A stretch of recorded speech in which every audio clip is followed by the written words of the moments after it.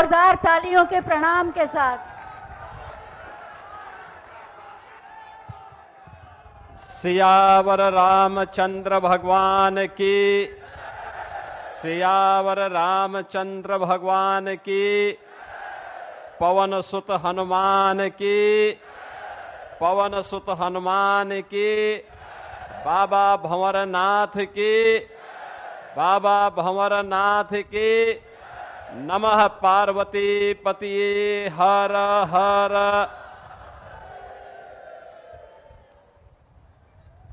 जनपद आजमगढ़ में आजमगढ़ नगर और मुबारकपुर विधानसभा की परियोजनाओं की लगभग 1000 करोड़ रुपए की परियोजनाओं के लोकार्पण और शिलान्यास कार्यक्रम में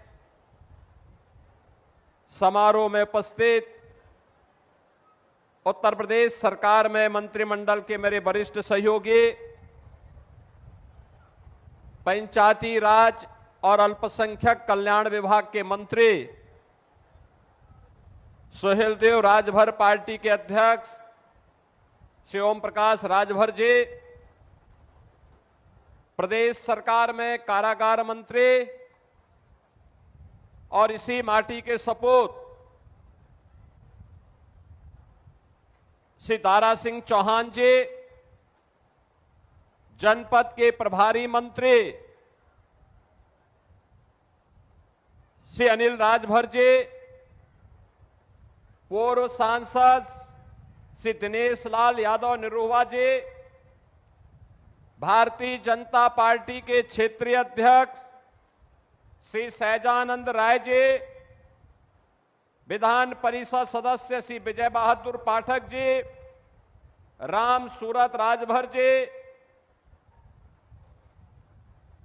विक्रांत सिंह रिसो जी, पूर्व मंत्री श्री यशवंत सिंह जी, पूर्व सांसद श्री संतोष सिंह जी, पूर्व सांसद श्रीमती नीलम सोनकर जी, पूर्व सांसद श्रीमती संगीता आजाद जी, पूर्व विधायक श्रीमती वंदना सिंह जी, राज्य महिला आयोग की सदस्य श्रीमती प्रियंका मौर्य जी, भारतीय जनता पार्टी के जिलाध्यक्ष श्री ध्रुव सिंह जी, लालगंज के अध्यक्ष श्री विनोद राजभर जी, आज के इस कार्यक्रम में उपस्थित भारतीय जनता पार्टी के हमारे वरिष्ठ नेतागण से अखिलेश कुमार मिश्र जी, अरविंद जायसवाल जी, कृष्ण मुरारी विश्वकर्मा जी, श्रीमती मंजू सरोज जी, श्री सत्येंद्र राय जी, श्री मनोज यादव जी, श्री प्रशांत सिंह जी, भारी संख्या में आज में मुबारकपुर के मेरे सभी उपस्थित बहनों और भाइयों, मैं सबसे पहले बाबा भंवरनाथ की इस पावन धरा को, जिस धरा ने संतों ऋषियों मुनियों की साधना से पवित्र होकर के हर कालखंड में देश को एक नई दिशा दी है, इस पावन धरा को कोटि कोटि नमन करते हुए राष्ट्र गौरव के प्रतीक महान वीर सेनानी महाराज सुहेलदेव के नाम पर स्थापित इस विश्वविद्यालय में उस राष्ट्र नायक की स्मृतियों को भी नमन करते हुए आप सबका मैं अभिनंदन करता हूं, स्वागत करता हूं। बहनों और भाइयों, आज मुझे एक बार फिर से आजमगढ़ आने का अवसर प्राप्त हो रहा है। मैं सोचता हूं कि आजमगढ़, जिसका अपना गौरवशाली इतिहास रहा हो, ऋषि मुनियों की साधना से पवित्र हुआ हो, साहित्यिक साधना का केंद्र बिंदु रहा हो, देश की आजादी के आंदोलन में बढ़ चढ़ करके भाग लेकर के देश को स्वतंत्र कराने का एक जज्बा जिस जनपद के अंदर रहा हो, वह जनपद जहां पे हस्तशिल्प है, जहां कारीगर है, अन्नदाता किसान है, ऊर्जावान युवा है, वह जनपद पहचान के लिए क्यों मोहताज हुआ है? उस जनपद के सामने पहचान का संकट क्यों खड़ा हुआ? और बहनों और भाइयों, वही प्रश्न लेकर के मैं बार बार आता हूं आजमगढ़, क्योंकि ये पीड़ा केवल आजमगढ़ की पीड़ा नहीं, हम सब की भी पीड़ा है। जिन्होंने हमें बांटा था, जिन्होंने हम सबको विभाजित किया था, लेकिन बार बार वे लोग आपका समर्थन भी पाते थे, लेकिन वे आपके हितैषी नहीं थे। याद करिए 2017 के पहले का आजमगढ़ अपनी पहचान के लिए मोहताज था। तब यहां न विश्वविद्यालय था, न पूर्वांचल एक्सप्रेसवे था, न एयरपोर्ट ठीक ढंग से काम कर पा रहा था, न हरिहरपुर में संगीत महाविद्यालय था। तब आजमगढ़ की साड़ी को भी कोई मंच नहीं मिल पा रहा था, और मुबारकपुर के ब्लैक पॉटरी के लिए भी कोई स्थान नहीं था। मैं मंच पर आने के पहले एक एग्जीबिशन का निरीक्षण कर रहा था मंत्रियों के साथ में। ब्लैक पॉटरी से जुड़ा हुआ कारीगर और मुझे मिला, और बड़े खुश होकर के उसने कहा कि जब से उत्तर प्रदेश में डबल इंजन की भाजपा और एनडीए की सरकार आई है, हमारा कारोबार कई गुना बढ़ा है, हम भी पैसा कमा रहे हैं, हमारे परिवार के लोग भी और हमसे जुड़े हुए लोग भी सम्मान का जीवन यापन कर रहे हैं। साड़ी वाला मुझे मिला, उसने भी मुझे यही बात कही। अन्नदाता किसान मिले तो वे भी मुझे यही बात कहे, और जो भी मुझे यहां से जुड़े हुए लोग मिले, उन्होंने अपनी एक नई कहानी यहां पर हमें सुनाई। बहनों और भाइयों, आज मैं आप सबसे यही कहने के लिए आया हूं, यही कहने के लिए आया हूं, आज हमारा देश भारत एक नए भारत के रूप में दुनिया के अंदर अपना लोहा मना रहा है। 2014 के पहले का भारत कैसा भारत था, आप में से हर व्यक्ति जानता है। वह भारत जो अपनी पहचान के लिए तब मोहताज था। भ्रष्टाचार के नाम पर भारत की पहचान होती थी तो दुनिया के अंदर सम्मान नहीं था। देश की सुरक्षा में लोग सेंध लगाते थे, सरकार मौन रहती थी तो स्वाभाविक रूप से दुश्मन आंख दिखाता था। नक्सलवाद था, गरीब की कोई सुनवाई नहीं थी, उसके लिए कोई योजना नहीं थी। लेकिन आज मैं कह सकता हूं, नए भारत में प्रधानमंत्री मोदी जी के नेतृत्व में आज एक नए भारत का दर्शन हमारी पीढ़ी देख रही है। हम सब गौरवशाली हैं, एक नए भारत का दर्शन हम कर रहे हैं जो काम कभी नहीं हो पाया। याद करिए, एक समय महाराज सुहेलदेव जैसा भारत का एक अमर सेनानी था, राष्ट्र नायक था। उन्होंने विदेशी आक्रांताओं को नाके चने चबाने के लिए मजबूर कर दिया था और उन्हें नेस्तनाबूद करने का काम किया। परिणाम था, विदेशी आक्रांता भारत की धरती पर नहीं आ पाता था, डर के मारे नहीं आता था। लेकिन जब हम आपस में बंटने लग गए, जाति के नाम पर, क्षेत्र के नाम पर, भाषा के नाम पर, परिवारवाद के नाम पर, परिणाम हम सबके सामने आया। और परिणाम इस रूप में आया कि महाराज सुहेलदेव के बाद मोहम्मद घोरी का हमला हुआ।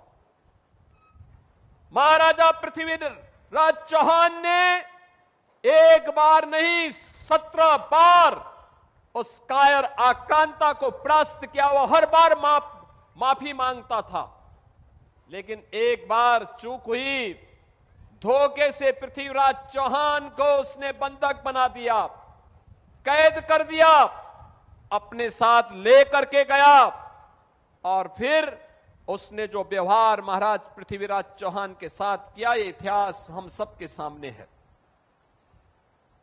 हम वही गलती बार बार करते रहे जिस गलती का प्रमार्जन 1000 वर्ष पहले महाराज सुहेलदेव ने किया था। उसके बाद की पीढ़ी उनसे प्रेरणा नहीं ले पाई। क्या होता था? बहराइच की चर्चा हुई, महाराज सुहेलदेव के नाम पर आयोजन वहां पर आक्रांता सालार मसूद के नाम पर होता था, गाजी मियां के नाम पर होता था। हम लोगों ने कहा कि गाजी के नाम पर नहीं, महाराज सुहेलदेव के नाम पर आयोजन होने चाहिए। किसी विदेशी आक्रांता को सम्मान नहीं मिलना चाहिए। एक गुलामी का प्रतीक है और स्वतंत्र भारत, नया भारत गुलामी के किसी भी चिन्ह को और गुलामी के किसी भी प्रतीक को स्वीकार नहीं करेगा। आज परिणाम है, आप बहराइच में जाएंगे, अब वहां पर महाराज सुहेलदेव का भव्य स्मारक बन गया है। अब लगता है कि बहराइच अब अपनी पहचान के साथ, गौरव के साथ आगे बढ़ रहा है। और इसीलिए जब हमारी सरकार को आजमगढ़ में विश्वविद्यालय बनाने की बात आई, यहां के लोग मेरे पास आए थे। मैंने कहा विश्वविद्यालय बनेगा। अब विश्वविद्यालय किस नाम से बनेगा, यह भी बात आई। मैं धन्यवाद दूंगा यहां के जनप्रतिनिधियों को और प्रधानमंत्री मोदी जी को। मोदी जी ने कहा, देखो 1000 साल पहले महाराज सुहेलदेव ने अपने शौर्य पराक्रम से एक विदेशी आक्रांता को पूरी तरह नेस्तनाबूद किया था। आजमगढ़ में अगर महाराज सुहेलदेव के नाम पर विश्वविद्यालय होगा तो अत्युत्तम होगा। और मुझे अच्छा लगा आज यहां पे महाराज सुहेलदेव जी के नाम पे इतना भव्य विश्वविद्यालय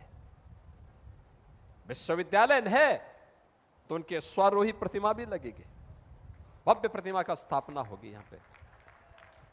बहनों और भाइयों, आप कहीं भी जाएंगे, महाराज सुहेलदेव के नाम पर आपकी पहचान बनेगी, गौरव की अनुभूति होगी।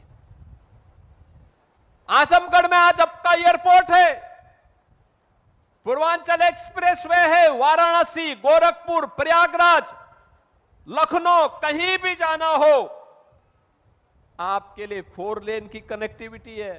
याद रखना, जितनी तेज गति उतनी तेज प्रगति।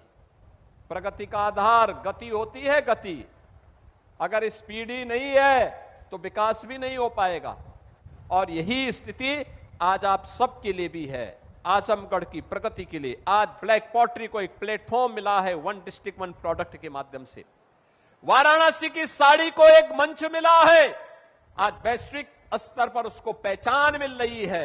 हरिहरपुर का संगीत घराना हिंदुस्तानी संगीत की, शास्त्रीय संगीत की परंपरा को फिर से एक मंच प्रदान कर रहा है।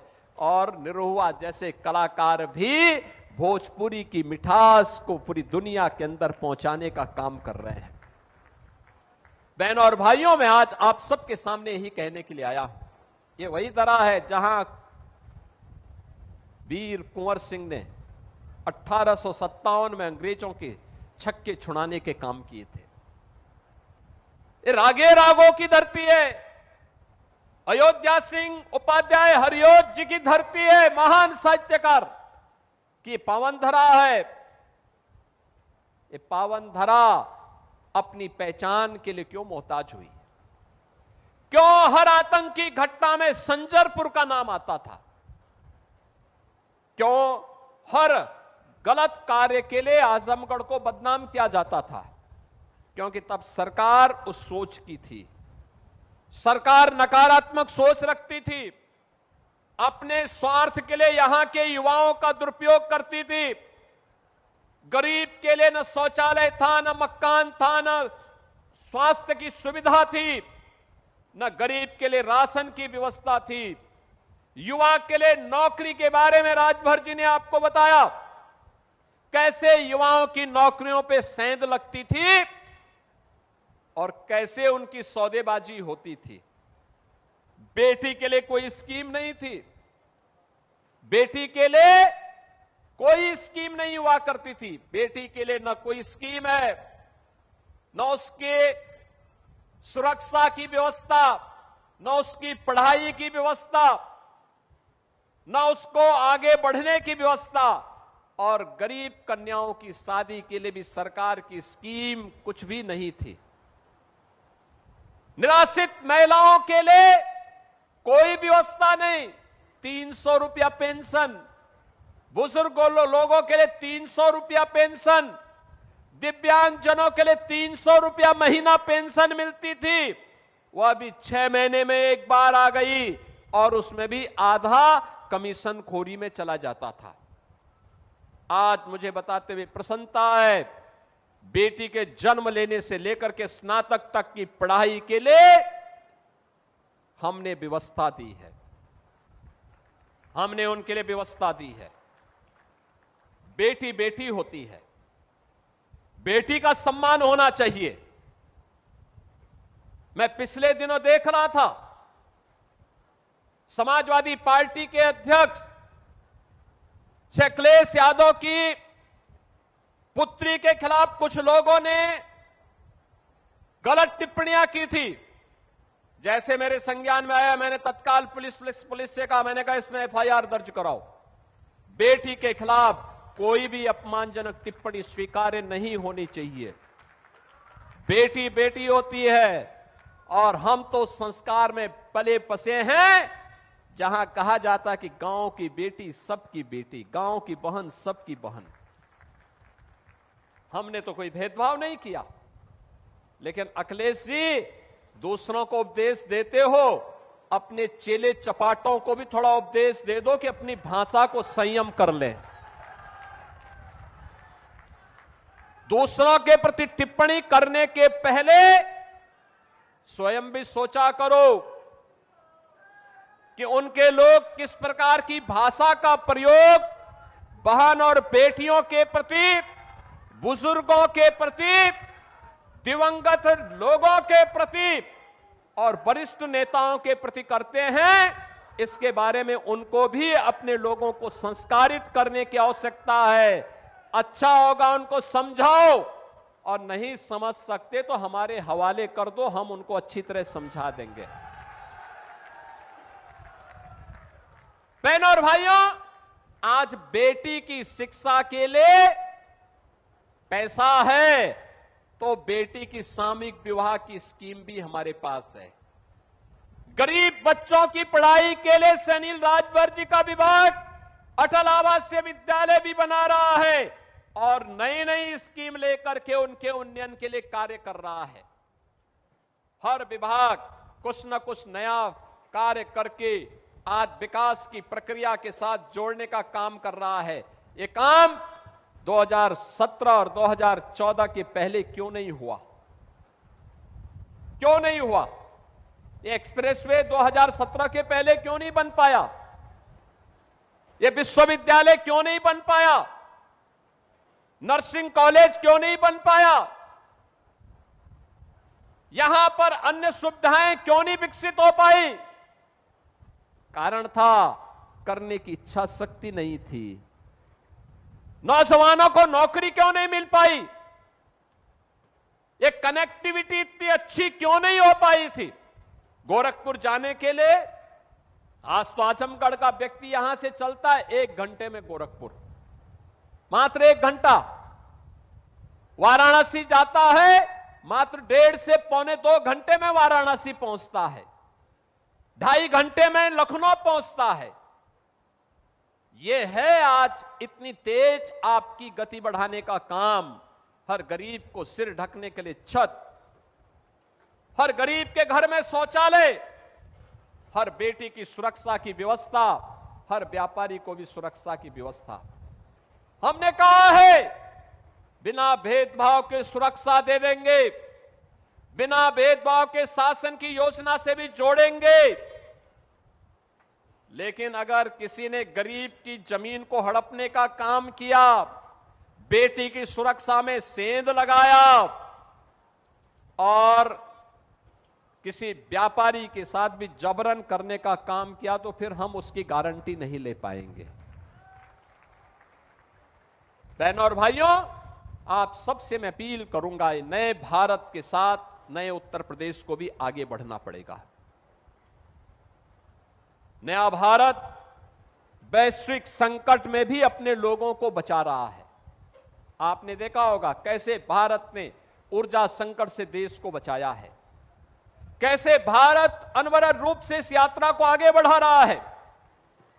दुनिया त्रस्त है, लेकिन भारत के लोगों को मोदी जी के नेतृत्व पर गौरव की अनुभूति होती है।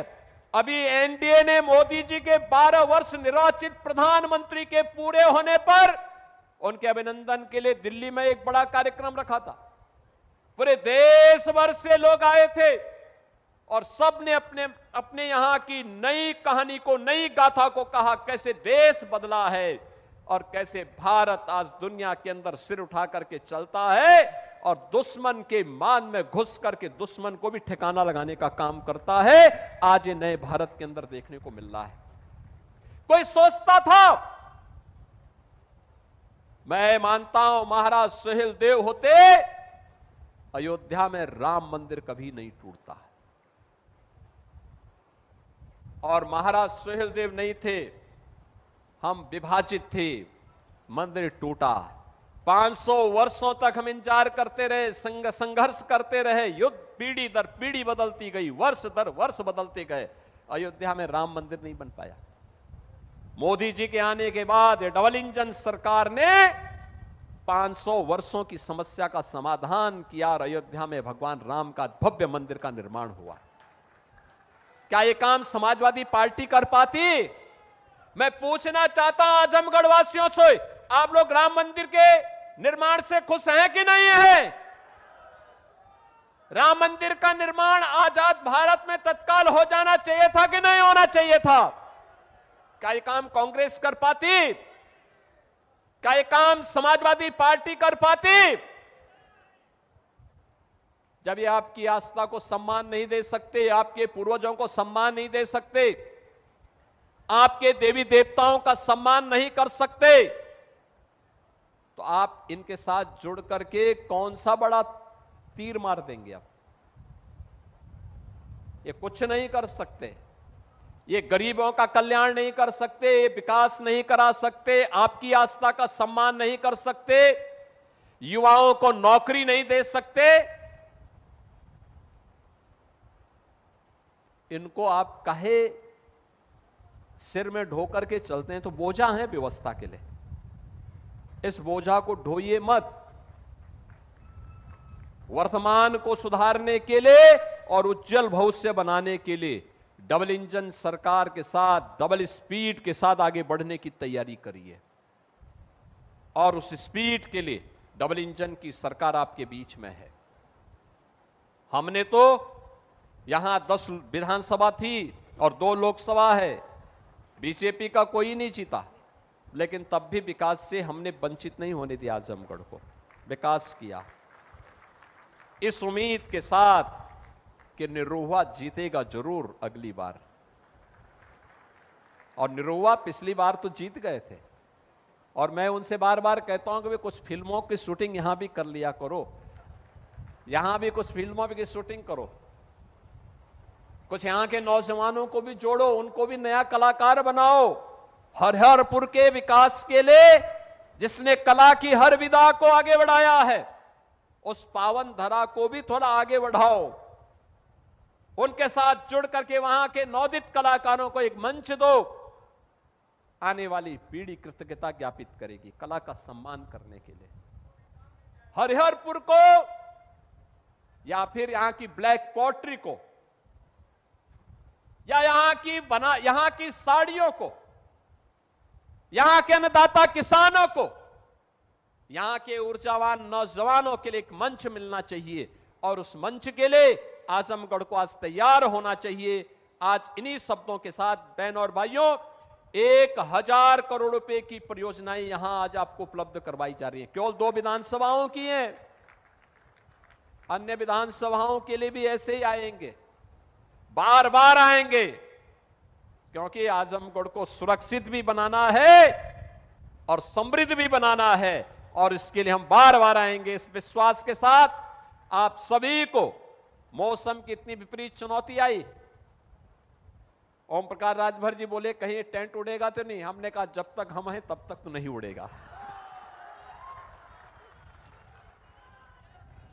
लेकिन मैं धन्यवाद दूंगा कि आप सब इतने धैर्य के साथ इस आंधी तूफान में भी बैठे रहे, क्योंकि मुझे एक बार लगा जब बहुत तेज आंधी तूफान आई तो मुझे लगा कि ऐसा ना हो कि हम मंच के लोग ही बैठे रहे और सामने वाले भाग जाएं। लेकिन आपने धैर्य से काम लिया कि सेना अडिग है तो सेनापति भी मजबूती के साथ लड़ेगा, मजबूती के साथ इस लड़ाई को आगे बढ़ाएगा।